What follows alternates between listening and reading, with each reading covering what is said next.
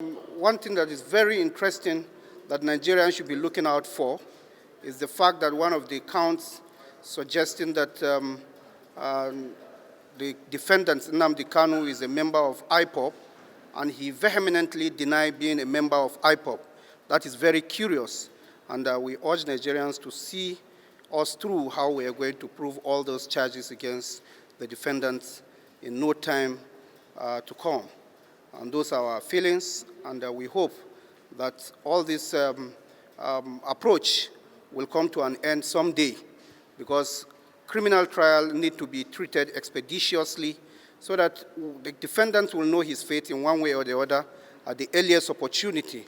But all these gimmicks coming up all the time are those things that are really affecting our criminal justice system, and we are ready to battle it even through to the amendment of our respective legislations. Ejiofor, myself, and my team of lawyers representing Mazi Nnamdi Kanu went to work. We worked throughout the night, up to about 4 a.m. this morning. And we were able to generate a 42-page document attacking the entire 15 counts in the charge as being wordless, as being watery, as being of no moment, and as actually dying, or rather dead on arrival, as dead as dodo. We were able to generate about 34 grounds for the application. We believe that by the grace of God, by the time the judge calmly, dispassionately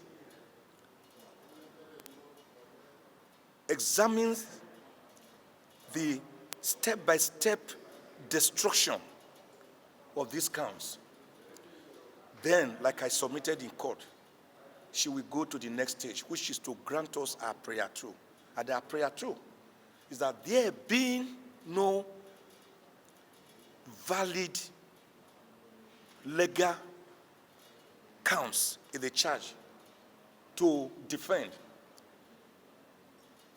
she should dismiss all of them and set free, that is, discharge and acquit Mazi Nnamdi Kanu of any offenses.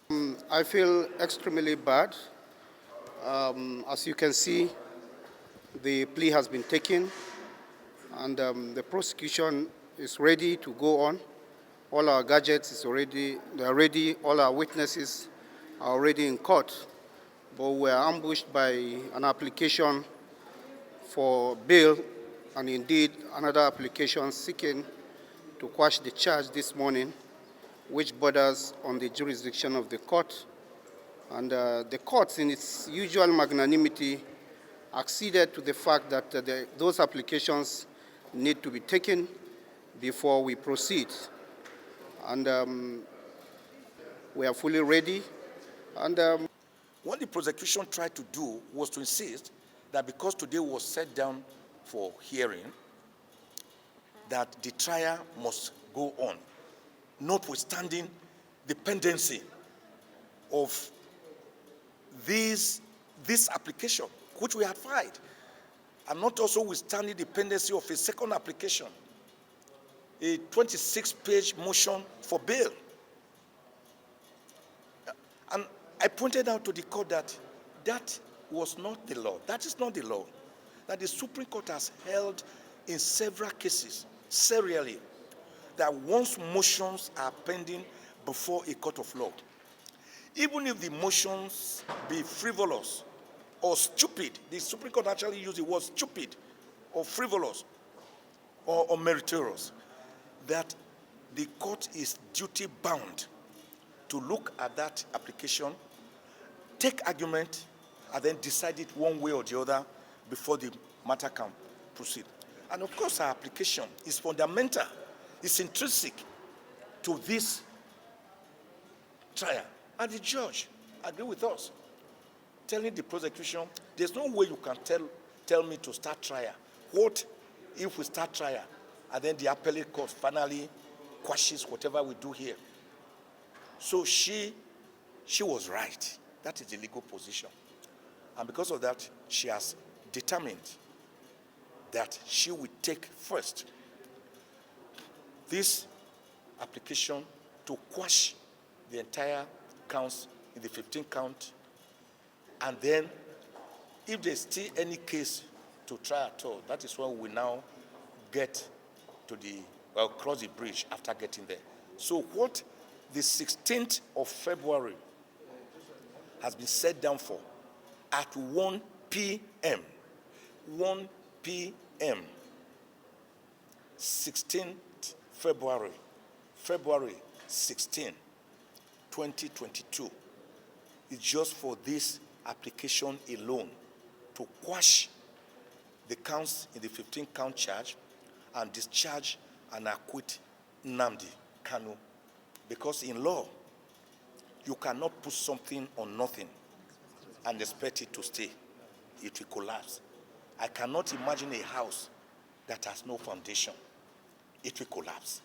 So by the time the court hears us and takes a look at this application, she will discover that there's actually no case before her at all to waste the precious time of this honorable court.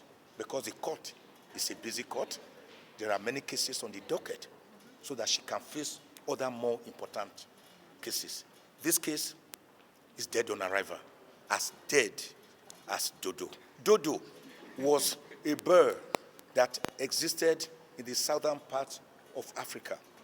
Like the dinosaur, it is now extinct. It can never come back. So when something is as dead as Dodo, like this case, it means that the case is dead on arrival and is buried and cannot, like an apparition, rise up from the grave.